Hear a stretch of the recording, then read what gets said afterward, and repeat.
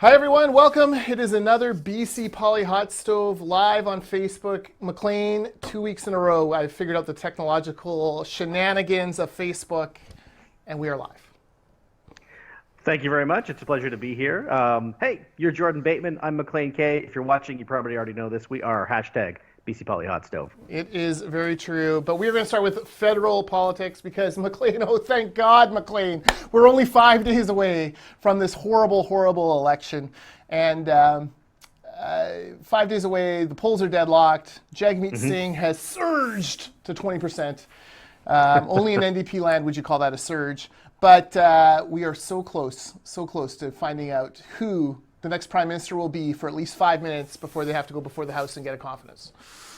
You know, that's two things I want to grab onto there. The first is you talk about Election Day Monday, and of course it is, but increasingly a lot of people they vote early. 4.7 million Canadians voted last weekend. Crazy. That's a 29% jump from the previous election, which was also a record high.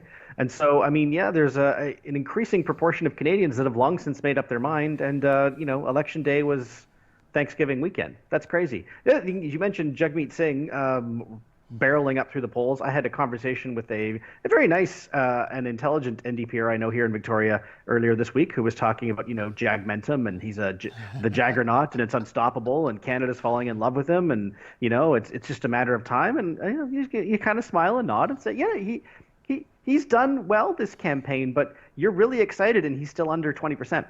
Yes, well, you and your well-known anti-Jagmeet bias on this podcast has gone on long enough. It's not even a Jagmeet thing. He has done very well. I'm going to scoop myself. He's my hot politician of the moment right now. He has clawed his way back. Now, look, he's clawed his way back to barely, to low Jack Layton numbers. So let's not get too excited, right? But it's the classic low expectations, right? Everyone comes into the campaign, and what was the Trudeau line last time? If he shows up for the debate with his pants on, you'll be happy. Who knew that would be so accurate with Trudeau? Anyways, allegedly. That's what the Buffalo Chronicle says, at least. But that well-known source of accurate stories. Warren Kinsella promised me. Anyways, Jagmeet came in with low expectations, and certainly he has surpassed them. But talk about a campaign literally with issues tailor-made for Jagmeet Singh to hit home runs, and still can only get to 1 out of 5 votes. Yeah, he's in the Mulcair zone, and that's kind of where the NDP. That's kind of their natural home. Yeah, well, and Maclean, I would submit to you, it's their natural home because they come out with stupid policies and a platform that is anti-business, anti-employer, anti-middle class, and there's this sense that they're out of touch with where most Canadians are at. And guess what? You still need most Canadians in order to form a government. This is a conversation we've had in regards to BC politics as well, and it's a mistake the NDP seems to make. It's an Achilles heel that they seem to get a little too overconfident when they're winning on Twitter, which is all the time. But Twitter is not the real world. It's just not. It's a small percentage of people that either have the free time during the day to be on Twitter, or the kind of job where it's okay to be on your computer all day long. And that is a subset of a subset. Mm-hmm. No, look, it's more important about influencing media than it is about anything else. But guess what? The Liberals already have the media pretty much in the tank for them. They don't need to be influencing the media that much. Their media are doing that for them. So let's talk about a few things here. First of all, as we approach voting day for the non 4.7 million of us, up until now, I've generally been a supporter of fixed election dates. But there is an unintended consequence here, where by having a fixed election date, everyone knows where you're going, so your campaigns stretch out. And I feel like we've been in this election campaign for close to a year now, even though really it's only been 5 or 6 weeks. But everything's been geared to this election day. In the old days, when you didn't know when the government would call the election, you had a little bit more, I think you governed longer.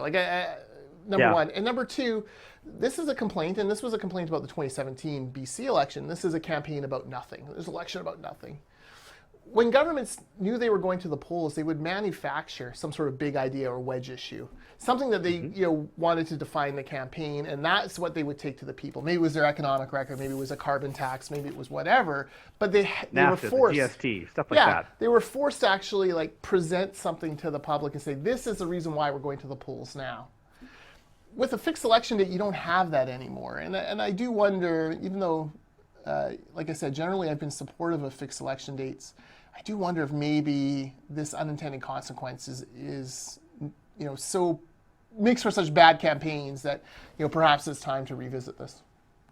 Yeah, I think you make a really good point, and you actually kind of summarized my, let's call it a journey on that as well. I also thought fixed election dates were a good idea, and I'm starting to rethink that. I think a lot of the sort of baked-in constant campaigning you see down in the U.S. is a result of always knowing when election day comes, and you're always sort of working backwards from E-Day, even from the moment you're elected. And I think you're right. I think we've started to see that creep into Canadian politics, and it's not any one party's doing, but it's not healthy. Yeah, no, I think so. So I'm not sure how to revisit. I think in BC it was brought in the new era in 2001, that first Campbell thing, and it was because the NDP had 3 or 4 premiers in that final term in the 90s, and essentially tried to run out the clock. I mean, they had a 5-year term, and the idea was, well, get them to the polls sooner, so we'll bring in fixed election dates. I'm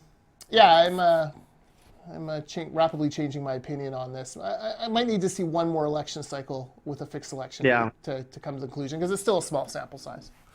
It is, and you're also right. There'll be a trade-off in terms of things like stability. But I am having my doubts, and I would actually lean towards thinking it's a bad idea at the moment. But I agree. We should. This is not the time to make that change. Yeah. All right. Yesterday, speaking of fixed election dates, yesterday was the 2-year mark to the next provincial election. Yes. The NDP are now on the downhill. They've gone over the hump. Hump day has arrived, and down they went. Richard Zussman, by the way, tweeted this out. He was the first guy I saw to tweet that, so kudos to him for actually knowing when that next election date will be, because I did not know the exact date. But October 16th, 2021. Yes. And I think we've seen a real shift in coverage of this BC NDP government. I think the press gallery now is talking less about the 16 years of BC Liberal rule, and just anyone coming in automatically is better and different and shinier and newer than that. And now we're actually starting to assess the NDP on their record.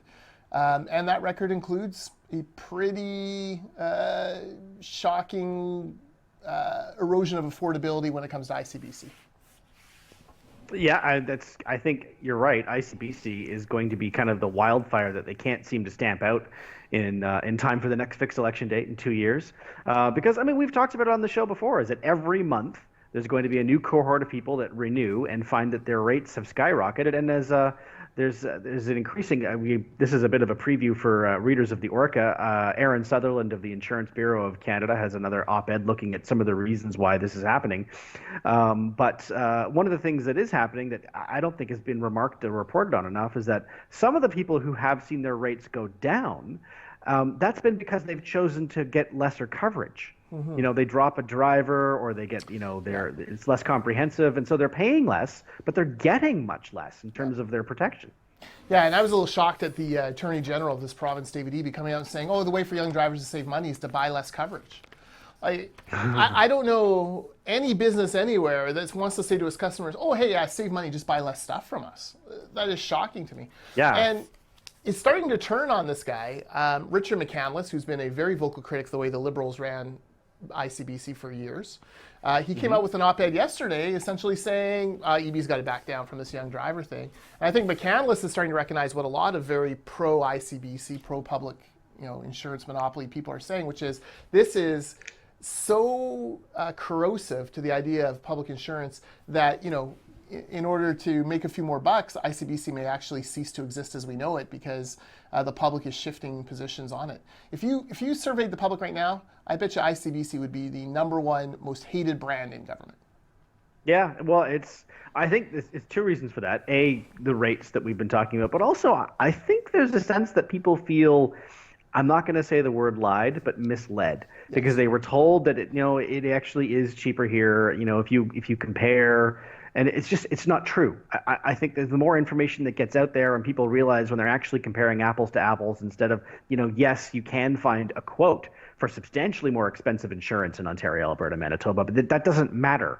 Yeah, if there's 100 insurance companies competing for your business, guess what? You'll get 100 different quotes, and some of them are going to be cheaper than ICBC.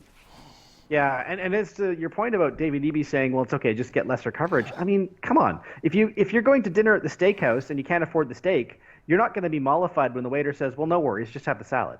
Yeah, no, it's ridiculous, and it's such bad business. But again, no one in BC elects NDPers for their business savvy. I mean, these guys, between them haven't run anything. Not more than once. It'll be interesting to see what happens. They're stuck in the bear trap now. I thought the Liberals let them off the hook last week in question period, as you can read in the Q piece, which debuted last week. But chances are I doubt they'll get off of a second week. So I'll be curious to see if the Liberals can bring new stories to the table. The media will get fatigued of this at some point, but there are so many different scenarios. The funny thing about using the ICBC quote machine is that you put in your scenario and they'll be like, oh, you're driver type number 48, and you're like, holy smokes, that means there's like 100 maybe different kind of driver types, and the media will be looking for stories for almost every single one of them, and none of them are going to reflect well on the NDP. And if you're out there in Facebook land, I'll often see in comments when we talk about ICBC, oh, but the Liberals pillaged it. They took $1.5 billion, blah, blah, blah. Yeah, first of all, they took $1.5 billion over 16 friggin' years. So that's $100 million a year. So big deal in the whole grand scheme of things. And number two, the Liberals stopped doing that 2 years ago. We haven't seen those dividends for 3 years. And yet the corporation's still losing money. So maybe it's not the fact that they took money out of it. Maybe it's the fact that government shouldn't be running insurance monopolies. You've put it better than I possibly could. Keep an eye out for Aaron Sutherland's next piece on the Orca. Well, and yeah, this issue is not going anywhere. And that was Angry Jordan. And let's segue to Angry John for a second. Hulk Horgan made a reappearance last week. He got snippy in a scrum, which got noted by the great Vaughn Palmer. And then, frankly, I thought, was it Wednesday or Thursday? I think it was Wednesday. His question period was not great. He came out of that scrum with the media, and he was agitated and angry. And Hulk Horgan made a guest appearance in the legislature, sniping and snipping, and not the cuddly Uncle John that we've been told to love and adore. Maclean, just a one-off bad day for the Preem, or is this, are the Liberals actually, and the media and the scandals and, actually having to carry around the baggage of governing, is that starting to get under the big man's skin? Oh, I'm sure there is some fatigue setting in, as they're having to deal with, John Horgan doesn't want to be defending Ginny Sims or anything like that. The issue here, I think, is an interesting one in that, as a quick recap, essentially it turns out that Horgan, or at least his office, knew about Darryl Pluckus' investigation of Craig James and Gary Lenz for substantially longer than we had been led to believe. And the issue that triggered all this was apparently Jeff Meggs, Horgan's chief of staff, had seen a preliminary copy of Alan Mullen's investigation, or at least a description of it, and it was left behind in an office, and Meggs decided to shred it. Okay, here's where it gets interesting. According to a strict reading of FOI laws, what Meggs did is fine. He wasn't the originator of the document, and he wasn't under any obligation to keep it. So that's all well and good. The problem is that the NDP know only too well, because they made a lot of hay out of this, is that doesn't matter. What people will hear is that A, they were misled about Horgan not knowing about this for a long period of time, and B, they're still just going to hear important documents shredded in the Premier's office. Maybe they should have kept it. I think at a common sense level, he probably should have. But so it's kind of, I'm going to use the word amusing, to watch the NDP sort of forced to quibble and say, well, no, according to a strict and literal interpretation of FOI laws, what he did was correct. That's true, but it doesn't matter. No, exactly. And I find it interesting. Horgan punted this essentially to Jeff Meggs because Horgan had this big vendetta against Craig James, which is really just a way for him to give a nod to the public, like, oh, I loathe this guy too. So he punts it to Jeff Meggs, who's still in his office and reports to one guy, John Horgan. So if he really wanted get any perception of bias out, he would have punted it to Mike Farnworth, the House Leader, the head of the Lamsey Committee. That's the logical place for that to go. They're the group, the committee, the all-party committee that oversees the legislature. But John Horgan didn't really have a bias against Craig James. He just wanted to make sure that he knew everything that was going on and kept that power and control over this in-house. And if I'm Farney, I'm wondering, why doesn't the boss trust me as House Leader? Why isn't the boss handing off these files to me? I could have gotten to work on this 3, 4, 5, 6 months earlier than we finally did. What else was interesting is that Meggs was forced to issue a statement afterwards clarifying all this, and what didn't get noticed is there was a little line at the end. It was kind of a casual swipe at Alan Mullen and Darryl Plecas, saying he found that some of the allegations were unsubstantiated or words to that effect. It was sort of a very curious and almost unnecessary little sneer at the end that, there's so much more going on here that we're going to have to keep tugging at threads. Well, Plecas and Mullen, too. I mean, they had that crazy suicide conspiracy, and that, even friendly investigations to them have said, no. Sorry, guys. So, one thing about Meggs is, he's not going to buy into that kind of BS. Like he's been around too long to think that could be possible. All right, talking of NDP nonsense, I was astonished to read in the Alaska Highway News this week that Minister Michelle Mungal, I wasn't astonished to hear that she went to Site C because, frankly, it's an $11 billion project. She's in charge of it as the minister responsible for BC Hydro and Energy and Mines.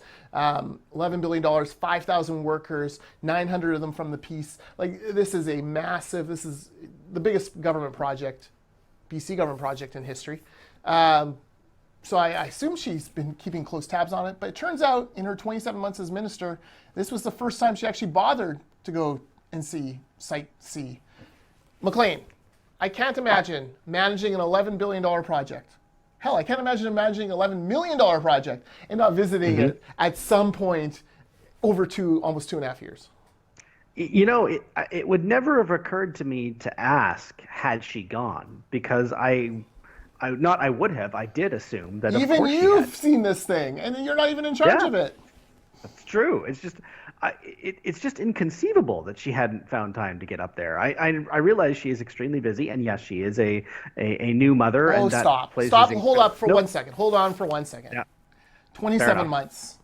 Pregnancies are 9 months, and we made a big deal in the legislature, changed the rules so she could have the baby on the floor. Well, she should have the baby on the floor. She could bring the baby to the floor. She did not have the baby there. You're right. You preempted me, but I was going to say that there are excuses being made on her behalf, but they are patently ridiculous because we are talking about more than 2 years, and it is a $12 billion project. And I mean, if you can find time to come to Victoria for question period when you're not taking questions and all this kind of thing, then yes, you can fly up to Fort St. John and go see this multi-billion dollar project that is exclusively yours to watch over and maintain. Yeah, I was really troubled by that. So, it makes you wonder, the NDP have never been terribly committed in their hearts to this project. We all know this, the picture of John Horgan, no Site C. He bought the stake. By the way, to the First Nation who has that stake, ICBA's offer of $1,000 still stands. We want that stake for our office. Michelle Mungal campaigned against Site C, and then lo and behold, they were forced to reverse their stance because guess what? It actually is the best thing for the environment, and it is an economical way to create energy over the next 100 years. But still, once that decision is made, get up there at least once or twice and take a look at this thing. Make sure it's going the way you want it to. Make sure you've toured the workhouse. Make sure you understand with the file. 27 months, and it's just astonishing she never bothered. Well, you're right, and it's one of those projects that, I understand why they opposed it, because it was the other guys that it was their idea, and that's just how partisan politics works. But we're talking about emissions-free power. BC is the envy of the world in the fact that, an overwhelming majority, I don't know the percentage, but it's over 90 of our electricity is generated from hydro, which does not create greenhouse gases. I mean, this is exactly how we're supposed to be doing things, is it not? You're absolutely correct. All right, Maclean, hot and cold. We talked about my hot politician, Jagmeet. Maclean still hates me sing. And the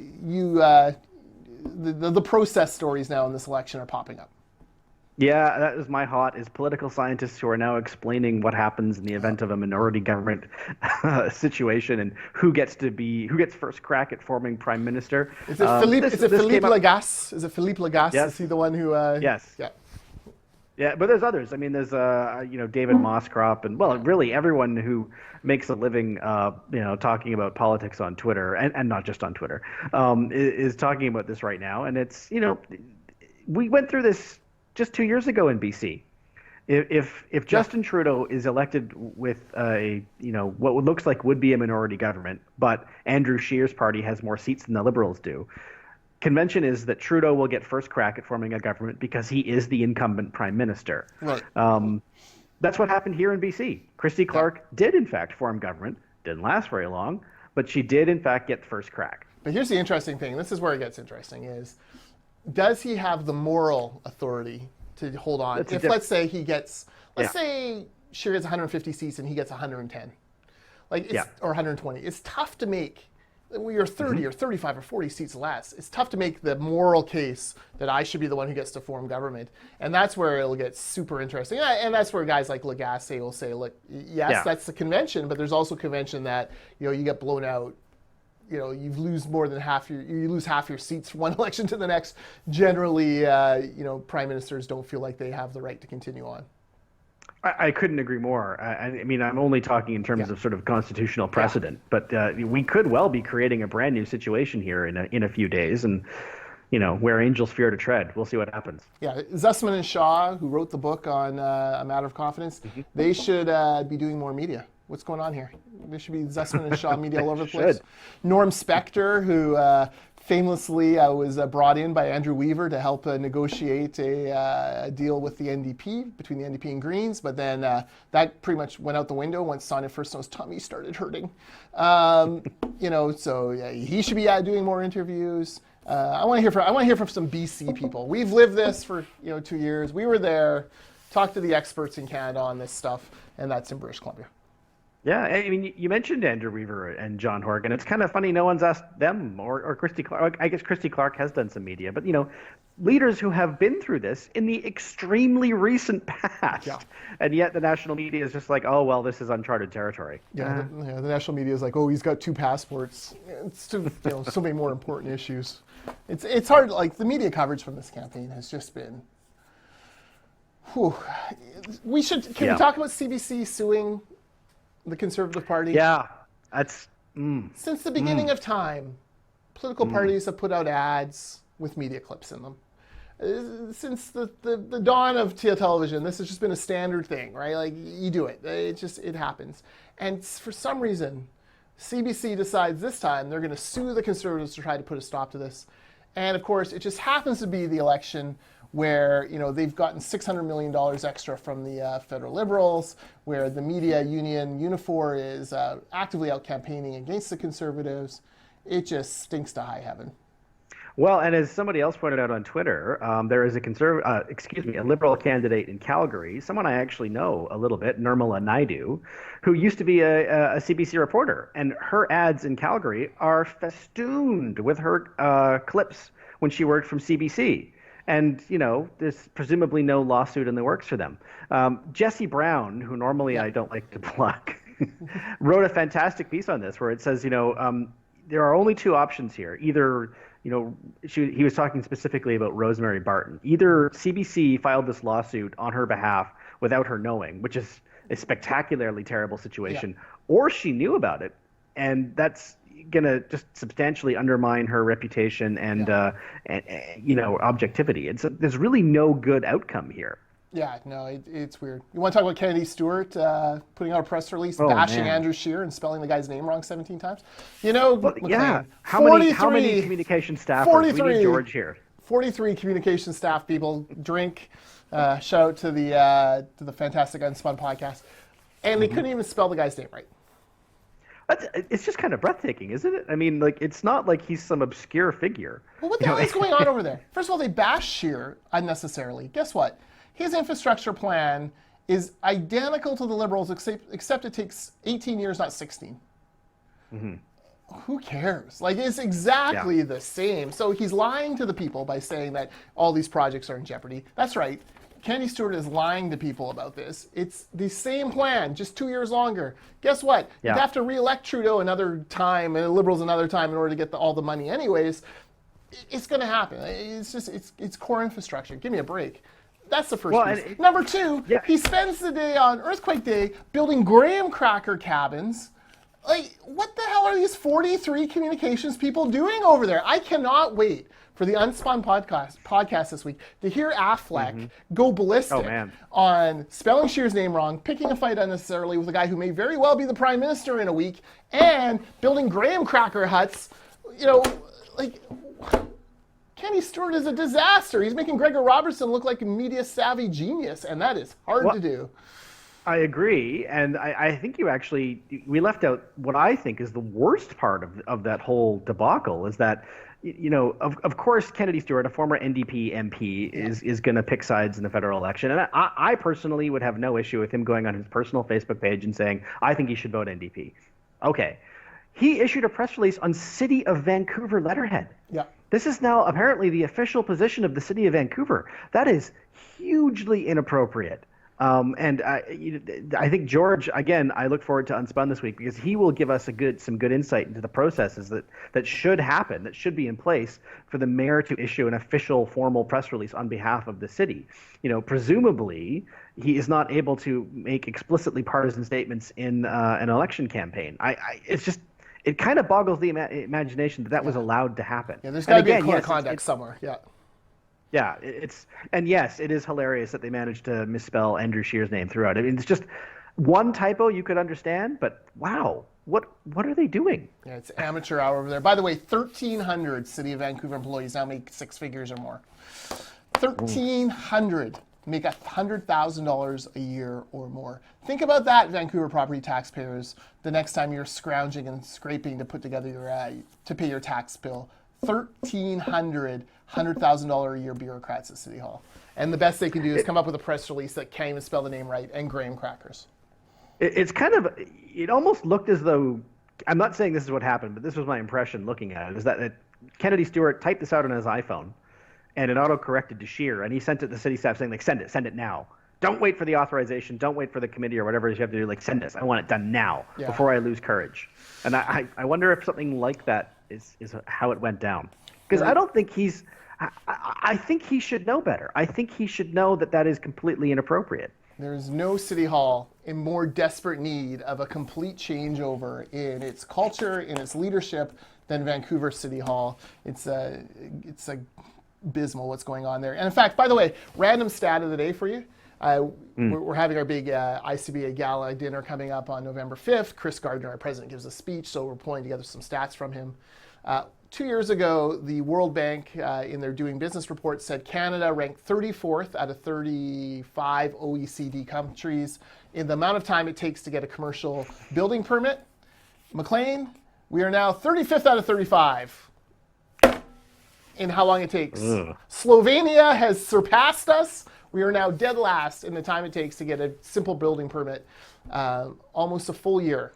270 days or something like that it takes to get a building permit in Vancouver to build something. It's unreal, and it's more than half of that, almost all of that time is municipal, is because of municipal governments, and yes, enough said. All right, cold politicians. Wow. My cold politician was Trudeau, but I'm going to stick with Candy Stewart because that guy's a terrible week from him. You want to talk Jody Wilson-Raybould and Jane Philpott on the way out? Are they going to win? Yeah, well, I don't know. I haven't heard anything about Jane Philpott, to be totally honest. The point I'm making is, I think we all thought, in fact, I thought that Jody Wilson-Raybould would be a significant figure in this election campaign. But I mean, she hasn't. Not only have we not really heard from her, she hasn't been mentioned. The issue of her getting punted from cabinet and all that. I mean, it's amazing how we've kind of all just sort of collectively forgot that and how it hasn't been brought up. Even here in BC, and I'm not in Vancouver, granted, but you just don't hear about her. She's going to all her local debates and all that kind of thing, but that's true of any no-name independent. I have heard that the Liberal candidate, whose name escapes me, is significantly up in their internal polling, and that Jody Wilson-Raybould is second. Now, it shouldn't come as a surprise, should Jody Wilson-Raybould not regain her seat, Independent candidates don't have a great track record in this country, so that shouldn't be a shock. But I mean, this was a national figure. Wasn't she supposed to have a book coming out this campaign? Did that happen? I don't even know. It did come out, but look, she fumbled it. She could have come out and been a major opposition force to Justin Trudeau. She sat out blackface. She sat out brownface. She sat out all this stuff. Opportunities for her to jump in and talk about things.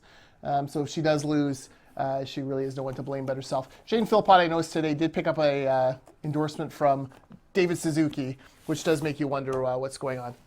Oh, my TV is flickered out. We've had a power flicker here, so hopefully we're still live. Wow. A power flicker here in Metrotown. Breaking news, but we will be okay. Well, we are 15 minutes away from an event here in the Ledge, too, as well. We're doing the Great BC Shakeout, so I will be forced to leave the safety of the press gallery and head out into the rain. Be careful. Take care of yourself. We will be back next week. I will be in Victoria. We'll do this live. Yes. Well, not live, but we will do it. We'll be live. I don't know. We'll do it Wednesday. Yeah. We'll talk Wednesday. We'll do it Wednesday. It'll be great. Thanks for watching, and talk to you all soon.